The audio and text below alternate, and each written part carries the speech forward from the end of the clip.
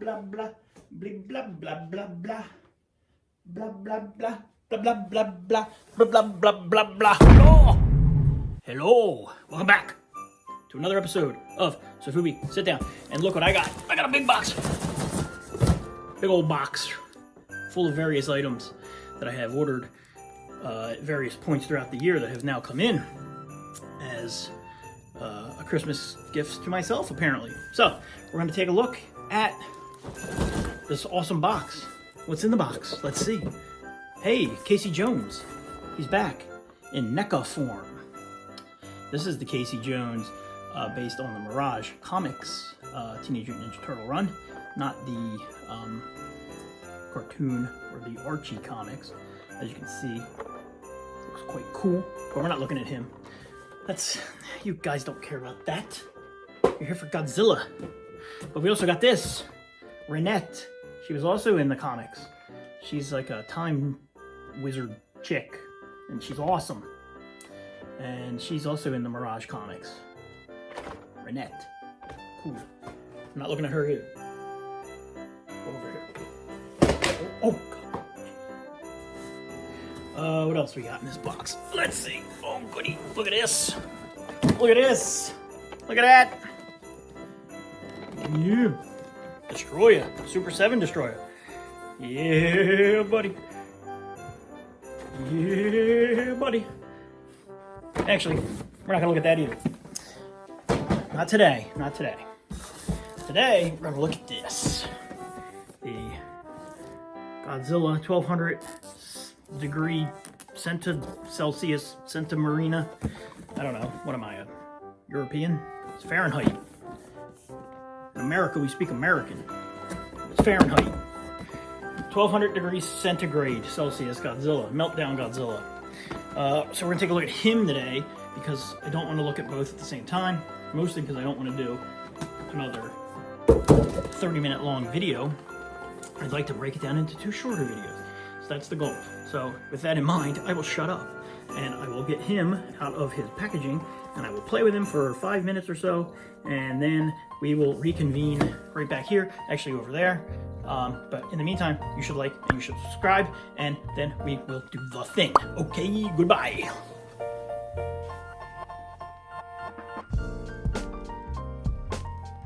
Oh, before we look at the figure, we gotta look at the box. I know you love looking at the box. I know you do. I know it. That's why I do it.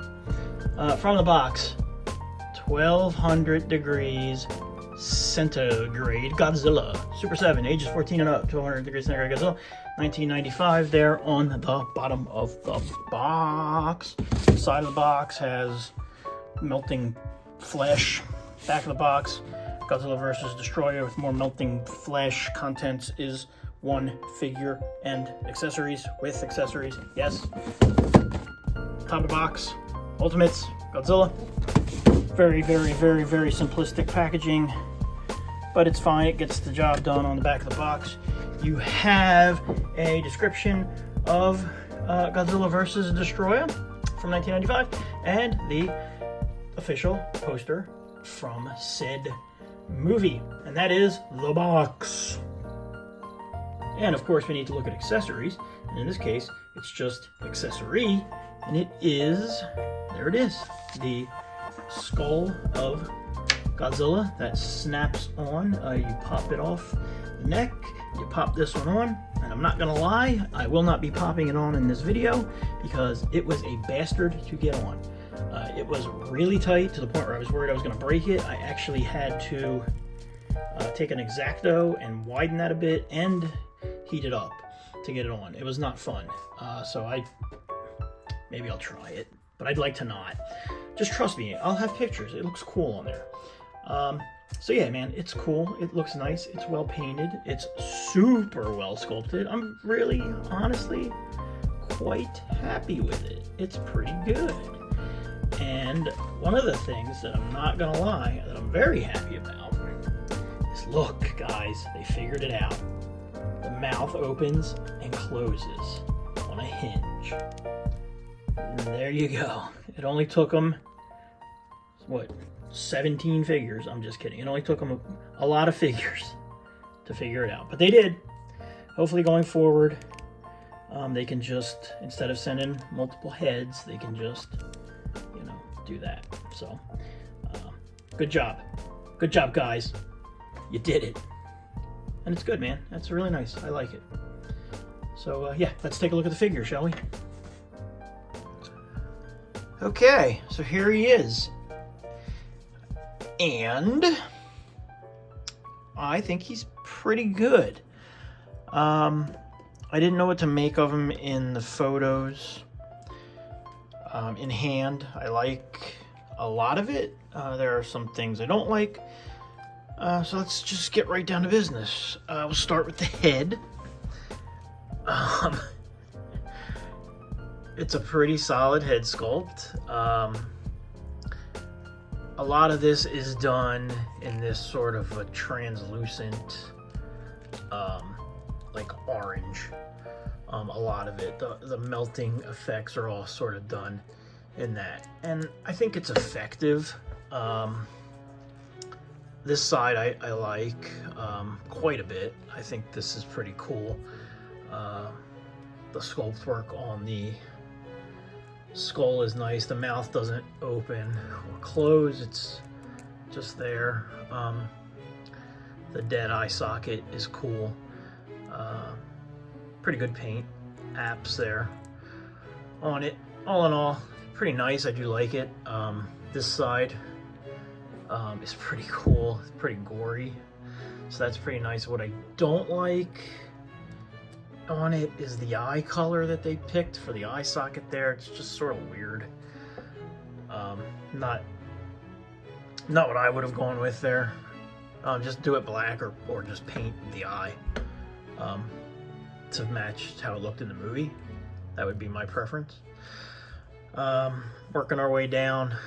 This arm is pretty much bone. Pretty much no, the flesh has been melted off of his arm on this side. Poor fella, he's going through some shit. Chest is melting away to reveal his rib cage and some guts, maybe, I don't know. I like the neck on this. It is very thin, but I guess it's because he's literally melting into a pile of nothing. This arm is more of a solid sculpt, fully covered in this translucent, and then his hands are starting to turn to bone, so that's cool. Crotchological area is pretty, it's decent. It's not terrible. Again, got some of the translucent orange on there. This one's more of a dark color. Kind of carries down into the legs, which apparently haven't quite started to melt all the way just yet. Although, as you see here, you know, you do start seeing some bone here on this leg. The legs are different, which I appreciate. This one's not started to melt at all, so I like that. They've mixed it up a bit. They just didn't do the same thing. Same design on both legs, so that's cool. The tail, well, let's look at the dorsals. The dorsals have definitely started to melt away as he goes into critical meltdown mode. That continues along the tail. And then I really like the end of the tail here, where it's just completely turning to bone. So that's pretty cool. Again, the bone is sculpted nicely on there. Yeah, so all in all, I didn't know what to make of him. He definitely doesn't look like he did in the early production photos that we saw, but he looks better in hand than he did in a lot of the photos I've been seeing pop up on Facebook and on Reddit and Instagram. So yeah, man, I mean, he's pretty cool. I'm not unhappy with him at all. I think all in all, he's a pretty solid little figure. He's got some, well, he's not a little figure, he's got some heft to him. So yeah, man, he's not bad. we'll look at some articulation on this guy. Articulation is as follows. The head is on a ball joint. So you get, ow, that is a little spiky bit. You get a nice down. I actually really like that a lot, and I think that's effective for, you know, what's occurring, which is, you know, he's dying, he's in pain. I do wish you could get a little more up to get him sort of roaring there. That would be cool, but the down is really nice. So you get a good down, not a lot of up. Then it rotates here on the neck, as you can see. So that's pretty nice. This is cut like it wants to rotate. Okay, so it will rotate. It's just tight. Some of the tolerances on this are not ideal, but that, so you've got rotation here, you've got rotation here, you've got rotation here as well. So you've got fairly good range of motion all around on the neck. All in all, not bad. Arms are on a ball joint. Are they on a ball joint? Looks like it might be a disc, but they go fully 360. Skeleton arm, you've got a cut joint there, which gets you that.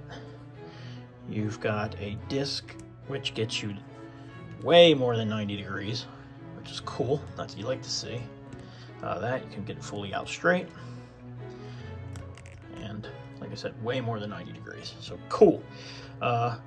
Wrist on a swivel, pretty nice swivel, and rotates. So man, I mean, that arm's really well articulated. This arm, same range of motion that way. Cut joint here, cut joint there. Wrist on a swivel, so you get a good amount of down and up. And then there is a bicep bend, and man, when I tell you it is tight, I am not playing around. It is really tight. So tight, there you go, that I was worried I was going to break it the first time I did it. And as you can see, it's not fun. That is terribly toleranced. Terrible. That's the worst joint on the figure by far. Especially considering how easy this one bends. Waist swivel. So you do get a nice waist swivel on this guy. Leg articulation, the hips get out to about there. Get back, not a lot, to about there, let's call it. Knees get, I don't know, maybe, I mean, you know, he's not doing a rocket kick, but they get out enough. This is unsightly, where the tail connects to the actual figure. Not thrilled. That's an unsightly gap. And then the tail is kind of articulated, but not a ton. Not a ton. You're not getting a lot with this. I mean, you can get a lot of the waggling here, but up and down, not much. It doesn't want to stay. You know, when you put him down flat, you can kind of play around this way and that way, so that's nice. So yeah, all around, decent articulation. It's not gonna, it's not gonna win a prize for articulation, but it's got enough that you're definitely gonna be able to get the poses that you want out of him. And yeah, no massive complaints on it other than the terrible tolerance on that arm. The neck could be a little looser maybe, and this really unsightly gap in the tail. But yeah, those are my only complaints as far as the articulation goes. Let's do some comparisons. So we'll do a few comparisons here. First off is the Mezco Godzilla. So you can see there the big time size difference between the two. We also have, what do we have here? Here's a Bandai 6-inch. Bandai Godzilla 73. So there you go. Much bigger than him. We have the Super7 Godzilla 89 that we looked at way back when I just started doing this. So yeah, man, I think, you know, honestly, it's probably essentially the same body pieces. A lot of the, I'm sure the torso is similar. The same is the same. The legs are probably the same. The arms are probably the same. Painted darker. The paint on him is darker than the paint on the 89. But yeah. Here he is. Here he is with Casey Jones. Why not? So that's how he scales with a NECA figure. Good old Casey Jones. And here he is with, and this is, I'm looking forward to this one, but there he is with Destroya, the Super 7 Destroya figure, and he's a really big figure. We'll look at him soon. Next video is going to be him. As soon as I get this one up and posted, give me 48 hours, we'll probably get this one up as well. I'd like to get both these done before Christmas. That would be cool. So that'll be our next video. But yeah, I mean, pretty good. I dig it. I'm impressed with my early looks at this guy, the Destroyer. I'm not gonna lie, he's pretty impressive. There are a few things that stood out to me right away where I was like, ew. But all in all, he looks cool too, but we're not talking about him right now. And here's what he looks like with a nice cold can of hams. When you're about to melt down from massive heat, nothing refreshes like a nice cold can of hams. The beer refreshing. All right. Let's do some final thoughts. Okay, final thoughts on this guy. This is the 4th. Yes, this will be the 4th of the Super 7 Ultimate figures I've looked at in this Godzilla line. They all kind of have the same positives and negatives ultimately. Although I think this one honestly might be my favorite one I've looked at. And it's kind of hard almost maybe to screw this up because you can kind of just go nuts with it, which I think they kind of did, and I like it. There's, is the color for this orange a little much? Yeah, it probably is. But all in all, this is a cool figure. It's definitely unlike any figure I have on my shelf. I don't have anything on my shelf that looks like this. I know there are Sofubi versions of Godzilla melting down that cost, I shit you not, $300-400 sometimes. I don't have any of them. They are cool. But I mean, this is cool. And it's, again, not something that's on my shelf. It's not something that there's a ton of that you can just go out and grab. It's going to be a cool eye-catching piece. I think you can probably do some really fun things display-wise with him. In fact, hang on a second. Hang on. So I wonder if you displayed him in a way where there was a backlight behind him, would that look cool? And I have a feeling it probably would look pretty awesome. Yeah, that's pretty cool. So if you could get him, on a shelf like that, that's awesome. That's really cool. Really cool. So yeah, I mean, and that's pretty easy to do. And then there's nothing like that on your. I mean, you put that on a shelf with a light. You could also maybe do like a puck light, maybe, which would be cool too. Do that. Let's get rid of this. See what that looks like. So I mean, that's cool.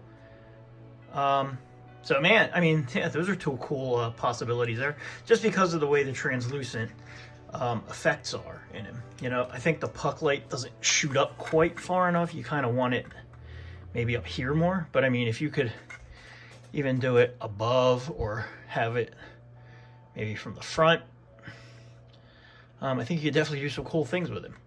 Let me go get my lights turned back on and we'll finish this review. Okay, so like I was saying, there's some cool ideas that you can do as far as displaying it, you know, on a shelf. You don't just have to set it on your shelf like this. You can definitely add a few lights to it and make it look cool, man. Make it a centerpiece. It is neat. It is like nothing really that's out there that you can just get for a reasonable price. So for that reason alone, I will recommend it. Now, it does have some negatives. First negative is the articulation is limited. Articulation is going to be limited on all these. They're monster figures. They're not humans. They're not action figures. They're not that Casey Jones figure. So, you know, realistic articulation would be limited anyway, probably. So that's the first thing. But this tolerance on this neck joint here is way too tight. This tolerance on this bicep is more tight than it should ever be. It's scary tight on that. And this is not my favorite, that gap. Additionally, not my favorite is this color variation here from the upper part of the torso to the lower. I think they could have blended that better. It definitely looks like it's two separate pieces, which obviously it is. Appreciate the additional head. It's cool. I appreciate that they've gotten the ability to open and close the jaw. I don't appreciate the fact that it is super crazy hard to put on. Again, that could just be mine. I don't know. Probably doesn't matter because I'm probably going to leave the melty head on anyway, but it would be cool to just be able to swap them off. I would like to swap it off right now and show you, but I just don't feel like dealing with it. So those are my negatives. Positive wise, it's a good talking piece. It's a good centerpiece. It's neat. It's interesting. And like I said, there is nothing really out there like it. So it's going to look cool on your shelf. I'm looking forward to doing something fun with it. And ultimately, that's what it boils down to. Is it a fun figure to have? And I think it is. I think I'm going to say of the ones I've looked at, it is the best one. It's better than the Biollante. It's better than the Godzilla. It's definitely better than the Mechagodzilla. So of all of them, this one gets my highest recommend of the four that I've looked at so far. We will be looking at the Destroyer next. I'm really looking forward to that. So that's going to wrap this one up. Stay tuned to the channel. We will be looking at the Destroyer before Christmas. That is my goal. I want to get this bad boy knocked out. Hopefully I'll have the new video up for him in the next 2 days. So thanks for watching, and we will see you very soon. Thanks again.